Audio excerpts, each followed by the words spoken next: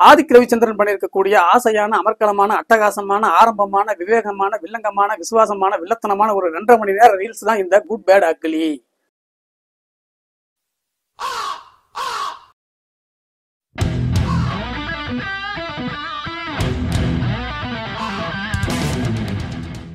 ஏபா, ஒரு இன்ட்ரோவுல அஜித் நடிச்ச ஒரு 7-8 படங்களோட டைட்டில் சொன்னதுக்கே நீங்க இதை என்னடா சொல்றேன்னு கேக்குறீங்களே.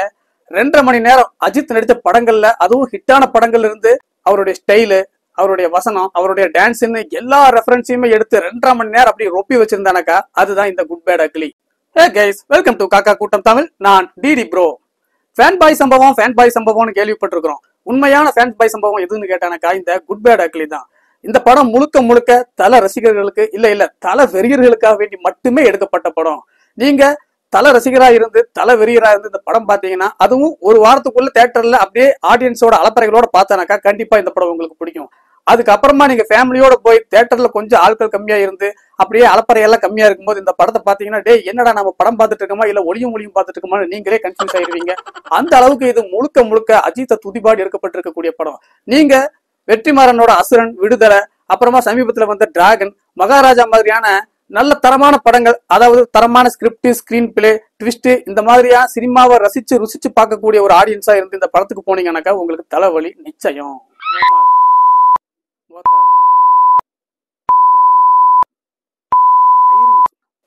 ஐயோ, இதெல்லாம் நான் சொல்லல, நீங்க தப்பா நம்மள நினைச்சு போறீங்க. இதெல்லாமே மாஸ் டைலாக், மரண டைலாக்னு அப்படியே ஃபேன் பாய் சம்பவம் இந்த படத்துல ஹீரோவா நடிச்சிருக்கக்கூடிய அஜித் பேசக்கூடிய பஞ்சு டைலாக் தாங்க. தேவடியா ஐயோ, இதுவும் கூட நான் சொல்லல, நீங்க என்ன தப்பா நினைச்சுக்காதீங்க. இது தலையோட ஒய்ஃபா வரக்கூடிய த்ரிஷா வில்லனை பார்த்து பேசக்கூடிய டைலாக். ஏன் தமிழ் சினிமாவில ஒரு டீசென்டான நடிகர்னு பேர் வாங்கினவர் தான் நம்ம தலை அஜித் ஏகே.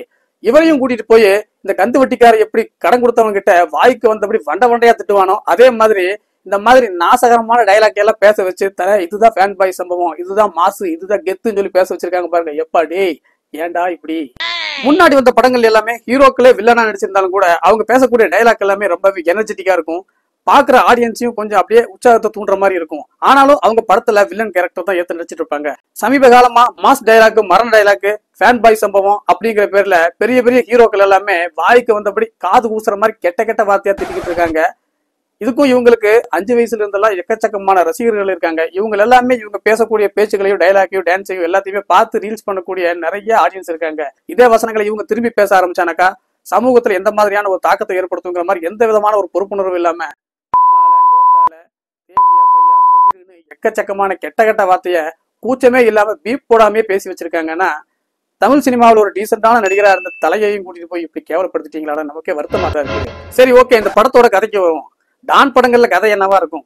அதே பழைய ஈர வெங்காயம் தான். பொதுவா இந்த டான்கள் எல்லாமே பண்ணக்கூடிய தண்டனக்கா வேலைகள்னாலதான் திரும்பவும் அவங்க ஒரு அமைதியான பீஸ்ஃபுல்லான லைஃப்குள்ள போக முடியாத மாதிரி ஒரு சூழ்நிலை ஏற்படுது. படங்கள்ல வரக்கூடிய டான்கள் எல்லாம் பார்த்தானாக்கா, கல்யாணம் கழிச்சு டானா இருந்தானாக்கா எது கேங்கன்னு பண்ணுவாங்க, டானோட பொண்டாட்டியையோ குழந்தையோ டார்ச்சர் பண்ணுவாங்க. டானுக்கு கல்யாணமே ஆகாம பேச்சுலரா இருந்தானாக்கா டான் ஏதாவது ஒரு பொண்ணுக்கு ரூட் விட்டுட்டு இருப்பாங்க பாத்தீங்களா, அந்த லவ்வரை டார்ச்சர் பண்ணிட்டு டானை டென்ஷன் பண்ணுவானுங்க. டானுக்கு லவ்வரும் இல்லைன்னா என்ன செய்வாங்க, டானுக்கு ஒரு உயிர் நண்பன் இருப்பான், அந்த நண்பனுக்கு ஸ்கெட்ச் போடுவாங்க, என் நண்பனை ஏடா தூக்குனு சொல்லிட்டு மறுபடியும் டானு தண்டனக்கா வேலைகளை ஸ்டார்ட் பண்ணிடுவாரு. இதுதான்டா உலகம் ஃபுல்லா டான் படங்கள் இருக்கக்கூடிய கதை. அதே கதை தான் இந்த படத்துக்கும். ரொம்ப நாளா அஜித்தை இந்த மாதிரி தரமான சம்பவக்காரனா பார்க்கணும்னு ஆசைப்படக்கூடிய எல்லா ரசிகர்களுமே, தரையோட தீவிர ரசிகர்கள் எல்லாமே காத்து கிடந்த மாதிரியான ஒரு கேரக்டர் இந்த படத்துல நடிச்சிருக்காரு. விடாமுயற்சியில ஒரு வில்லன் கிட்ட போய் மாட்டிக்கிட்டு ஐயோ அம்மா அம்மான்னு கெஞ்சிக்கிட்டு இருப்பாரு, மன்னிப்பு கேட்டு இருப்பாரு பாருங்க. எப்பா, இந்த படத்தை எல்லாம் பார்த்து அஜித்தே கடுப்பா இருப்பாரு. டே என்னடா படம், இந்த மாதிரி ஒரு படத்துல நடிச்சிட்டேன்ட்டு. இப்படி ஒரு மொக்க படத்துல நடத்த அஜித்தோட மனசே புண்பட்டு உனக்கா. அந்த படத்தை அஜித்தோட தீவிர ஃபேனா இருக்கக்கூடிய ரசிகர்கள் எல்லாம் பார்த்தனக்கா அவங்க மனசெல்லாம் எப்படி புண்ணா போயிருக்கும். அதனாலதான் இவங்க மனசுக்கெல்லாம் ஒரு மருந்து போடுற மாதிரி ஒரு படத்தை நடிக்கணும்னு சொல்லித்தான் ஆதிக் ரவிச்சந்திரன் அப்படிங்கிற தீவிர ஒரு ஃபேன் பாய் கிட்ட போய் தன்னை முழுமையா ஒப்படைச்சுக்கிட்டாரு. சமீபத்துல தலைன்னு சொல்லாதீங்கன்னு ஒரு அறிக்கையை விட்ட நம்ம தலை அஜித் தான் இந்த படத்திலேயே நிறைய இடங்கள்ல தன்னைத்தானே தலைன்னு சொல்லாம அடுத்தவங்க தலைன்னு சொல்லக்கூடிய மாதிரியான வகையில நிறைய சீன்ல நடிச்சிருக்காரு. என்ன தலை, நீங்க சும்மா சொல்லக்கூடாது. நம்ம தலை அஜித் இந்த படத்துல உண்மையாலுமே செம்மையா கியூட்டா இருக்காரு. சமீபத்துல அஜித் நடிச்சு ரிலீஸ் ஆன நிறைய படங்கள்ல பார்த்தனாக்கா அவருடைய தீவிர ஃபேன்ஸ்களுக்கு அப்படியே தீனி போடுற மாதிரியான சம்பவங்கள் எதுவுமே இல்லாம ரொம்பவே ட்ரையா இருந்துச்சு. அதுவும் சமீபத்துல ரிலீஸ் ஆன விடாமுயற்சி படம் எல்லாம் பாத்தீங்கன்னா அப்பா ரத்த கண்ணீர் வெடிச்சிருவீங்க. பில்லா படத்துல அவருடைய மாஸ் எல்லாம் பார்த்து அப்படியே சும்மா மங்காத்தா படத்துல அவர் பண்ணக்கூடிய அலப்பறைகள் எல்லாம் பார்த்து ரசிகர்களுக்கு எல்லாமே இந்த படம் பயங்கரமான ஒரு பிரியாணி விருந்து தான். நிறைய படங்கள்ல ஒரே கெட்டப்ல படம் ஃபுல்லா வருவாரு. ஆனா இந்த படத்துல கிட்டத்தட்ட 6-7 கெட்டப்ல வர்றாரு. அந்த 6-7 கெட்டப்புமே சும்மா பாக்குறவங்களுக்கு செமையா கூஸ் பம்ப் ஏற்படுத்துது. அதாவது தலையோட தீவிர ஃபேனா நீங்க இல்லாட்டியும் அஜித் இந்த கெட்டப்ல எல்லாம் பார்க்கும்போது உங்களுக்கு ரொம்பவே பிடிக்கும். அந்த அளவுக்கு இந்த படத்துல சும்மா கேட்சியா இருக்காரு நம்ம தல அஜித். அடுத்துதான் இந்த படத்துல ஹீரோயினா நடிச்சிருக்காங்க திரிஷா. ஏமா உங்களுக்கு எல்லாம் வயசே ஆகாதம்மா. 2000 காலகட்டத்துல இந்த 6 கில்லி லேசா லேசா படங்கள் எல்லாம் வரும்போது நான் காலேஜ் படிச்சுட்டு இருந்த காலகட்டத்துல இந்த மாதிரி படங்கள்ல ஹீரோயினா அவங்க நடிச்சிட்டு இருந்தாங்க. அப்பவும் ஹீரோயினா நடிச்சிட்டு இருந்தாங்க. இன்னைக்கு என் பையனே காலேஜ் போற அளவுக்கு பெரியவனாய் வளர்ந்துட்டான். இப்ப ரிலீஸ் ஆகக்கூடிய அஜித் படங்களுக்கும் விஜய் படங்கள்லயுமே அவங்க ஹீரோயினா நடிச்சிருக்காங்கன்னு சொன்னா சினிமா கேரியர்ல இந்த மாதிரியான ஒரு கொடுப்பனை எத்தனை ஹீரோயின்களுக்கு கிடைச்சிருக்கும். இவங்களுக்கு அப்புறமா வந்து ஒரு பெரிய அலையை ஏற்படுத்தி நயன்தாராவே பாத்தீங்கன்னா இன்னைக்கு பாட்டியாகி சினிமாவில இருந்து ரிட்டையர்ட் ஆகிற மாதிரி ஒரு சூழ்நிலையில் இருக்காங்க. ஆனா திரிஷா பாருங்க இன்னும் சும்மா ஜம்முன்னு கும்முன்னு. எப்பா உண்மையாலுமே உங்களுக்கு எல்லாம் வயசே ஆகாதாமா. இந்த படத்துல தலையோட பையனா ஒருத்தர் அறிமுகமாயிருக்காரு. சின்ன வயசு பையன், பேர் என்னன்னு சரியா ஞாபகம் இல்லை, ஆனா சூப்பரா நடிச்சிருக்காரு. ஃபேன் பாய் சம்பவம்னு அஜித் ஆரம்ப காலத்துல அறிமுகமான படங்கள்ல இருந்து சமீபத்துல ஹிட்டான எல்லா படங்கள்ல இருந்தும் மாஸ் மொமெண்ட்ஸ் அப்புறமா டயலாக் டான்ஸ் எல்லாத்தையுமே ரெஃபரன்ஸ் எடுத்து இந்த படம் ஃபுல்லாவே ரொப்பி வச்சிருக்காங்க. ஜெயில இருந்து ரிலீஸ் ஆகிற அஜித் திரிஷாவை பார்க்கும்போது ஒரு பாட்டு வரும் ஆசை படத்துல, கொஞ்ச நாள் பொறு தலைவான்னு. அந்த படத்தோட ஒரு ஹம்மிங்கையோ இல்ல ஒரு 2 லைனையோ அப்படியே பேக்ரவுண்ட் விட்டுருந்தாலே பாக்குற ஆடியன்ஸ்க்கு ரொம்பவே கூஸ் பம்பா இருக்கும். ஆனா பார்த்தானாக்கா நாம ஒளியும் மொழியும் பாக்குற மாதிரி அந்த ஆசை படத்துல இருக்கிற ஒரு பாட்டியை தூக்கி போட்டு விட்டாங்கன்னு பாருங்களேன். ஆனா ஒரு விஷயம், இந்த படத்தோட ஆரம்பத்துல ஒரு ஃபைட் சீன்ல இளமை இதோன்னு சொல்லிட்டு ஒரு பாட்டை யூஸ் பண்ணிருப்பாங்க. எப்பா அது உண்மையாலுமே வேற லெவல். ஏன்னு கேட்டா ஒரு ஃபைட் சீன் வந்தானாக்கா அந்த ஃபைட் சீனுக்கு சும்மா 10 பேர் வந்து அடிப்பானுங்க, 20 அடி பேர் உழுவானுங்க, 30 பேர் குண்டு சுடுவானுங்க, 40 பேர் நாலாபுரமும் இருந்து அடிப்பானுங்க. எப்பா இதெல்லாம் பார்த்து நமக்கே கடுப்பாகும். சும்மா டமால் டுமில் கண்ணாடி உடையும், அங்க போய் உழுகுவானுங்க, இங்க போய் கத்துவானுங்க, துப்பாக்கி வெடிக்கிற சத்தம், ரத்த ஒழுகிற சத்தம் சொல்லிட்டு ஏகப்பட்ட டென்ஷன் பண்ணுவாங்க. இந்த ஃபைட் சீன் எல்லாம் வந்தாலே நமக்கு கடுப்பாகும். ஆனா இந்த படத்துல அந்த ஃபைட் சீன் முழுக்கவே இளமை இதோன்னு சொல்லி பாட்டை போட்டு விட்டாங்க. ஒரு பாட்டோட பீட்டுக்கு எப்படி சும்மா டான்ஸ் வச்சிருப்பாங்களோ அதே மாதிரி அந்த பாட்டோட பீட்டுக்கு தகுந்தாப்புல சும்மா சதக்குன்னு அடிக்கிறது உதைக்கிறது குத்துறதுன்னு ஷூட் பண்ணிருப்பாங்க. பாத்தீங்களா, உண்மையாலுமே அது வேற லெவல். அது ஒண்ணுதான் இந்த படத்துல நமக்கு கொஞ்சம் ஆறுதலான விஷயம். இந்த காலத்துல புதுசா அஜித்துக்கு ஃபேன்ஸா இருக்கக்கூடிய இளம் தலைமுறையினருக்கு எல்லாமே இந்த படத்துல வரக்கூடிய அந்த நாஸ்டாலஜி ஃபீலிங் எல்லாம் ஃபீல் பண்ண முடியுமான்னு தெரியல. ஆனா அஜித்தோட ஆரம்ப காலத்துல இருந்து, அதாவது ஆசை படங்கள்ல இருந்து எல்லா படங்களையுமே தியேட்டர்ல பார்த்து ரசிச்ச அந்த 90 கிட்ஸா இருக்கக்கூடிய தல ரசிகனா இருந்தானாக்கா இந்த படத்துல அவங்க ரசிச்சு என்ஜாய் பண்றதுக்கு எக்கச்சக்கமான நாஸ்டாலஜி மூமெண்ட்ஸ் இருக்கிறது கன்ஃபார்ம். உதாரணத்துக்கு ஒண்ணு சொல்றேங்க. தல அஜித் எதிர்கேங்க இருக்கக்கூடிய ஒரு முக்கியமான இடத்துக்கு உள்ள சீக்கிரட்டான பிளேஸ்க்கு உள்ள என்டர் ஆயிட்டு அங்க இருக்கிற ஒரு தாதா முன்னாடி உட்கார்ந்துருப்பாரு. அவன் வந்து எப்படா இவ்வளவு பெரிய சீக்கிரட்டான செக்யூரிட்டியான ஒரு இடத்துக்குள்ள வந்துட்டான்னு சொல்லிட்டு இவரை பத்தி தனக்கு மேல இருக்கக்கூடிய ஒரு பாஸ் கிட்ட பேசிக்கிட்டு இருப்பான்.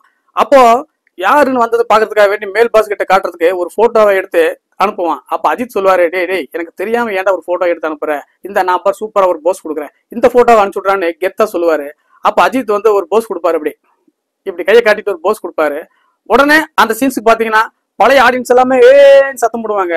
பொதுவா இன்னைக்கு இருக்கக்கூடிய 2K கிட்ஸ் அந்த சீனை பார்த்தானாக்கா டே என்னடா இது சும்மா இப்படி ஒரு ஹிட் பண்ற மாதிரியான ஒரு சிம்பலை தான் போஸா காட்டினாரு, இந்த போஸ்க்கு எதுக்குறா இவங்க எல்லாம் கத்துறாங்கன்னு அவங்களுக்கு ஒண்ணுமே புரியாது. ஆனா நம்ம தலை நடிச்சு 100 நாள் உடனே முகவரி படத்தோட போஸ்டர்ல வந்த ஒரு மாசான போஸ் தான் அது, இப்படி கை காட்டி சிரிக்கிறது. அந்த முகவரி படத்தோட போஸை தான் இந்த போஸை வச்சுக்கன்னு சொல்லிட்டு அப்படி கொடுப்பாரு பாத்தீங்களா.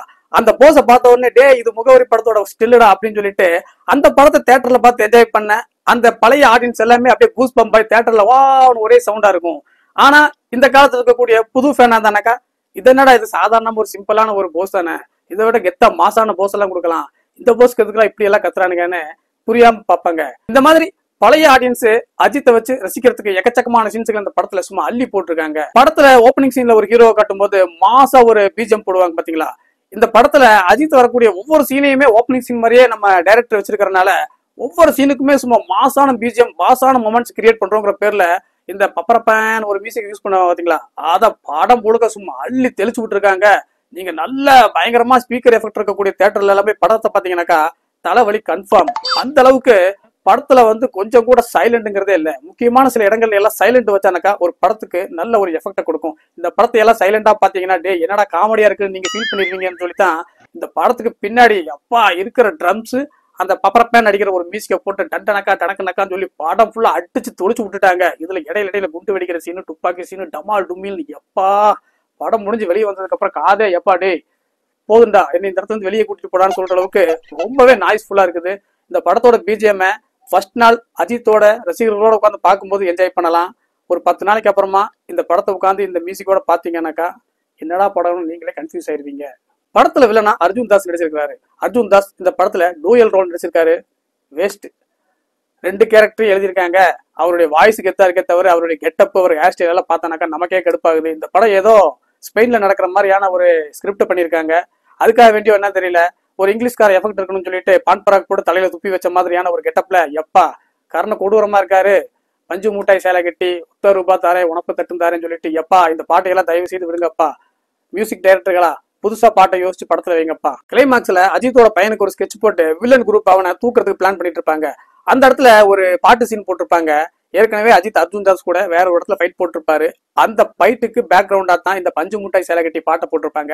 அதே பாட்டோட பாட்டா பேக்ரவுண்ட்ல பார்த்தானாக்கா அஜித்தோட பையனுக்கு ஸ்கெட்ச் போட்டுட்டு இருப்பாங்க. அவனை தூக்குறதுக்கும் அங்க ஒரு சம்பவம் நடந்துட்டு இருக்கும். இந்த மாதிரி நேரத்துல நாம சீரியஸா ஒன்றி பாக்குறதா இல்ல காமெடியா இதை சிரிச்சுட்டு பாக்குறதா நமக்கே கன்ஃபியூஸ் ஆகுற மாதிரி அந்த இடத்துலயும் ஒரு பஞ்சு மூட்டாய் சேலை கட்டி பாட்டை போட்டிருப்பாங்க பாத்தீங்களா.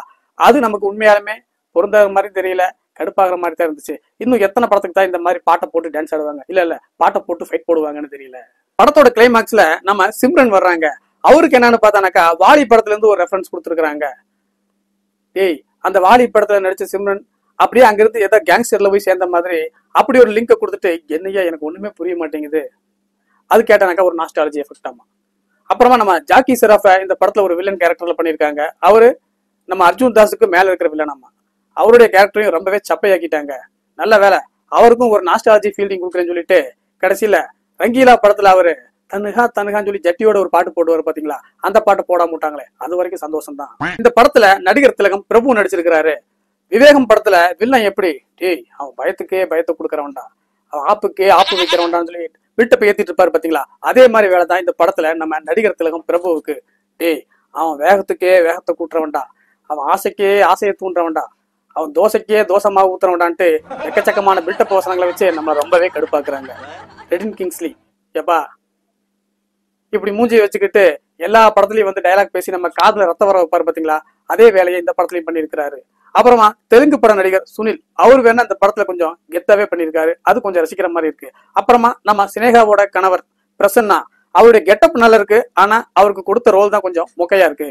சோசியல் மீடியாவில் சமீப காலமா பயங்கர ட்ரெண்டிங்கா போன மியூசிக், டைலாக், டான்ஸ் எல்லாமே வச்சிருக்காங்க.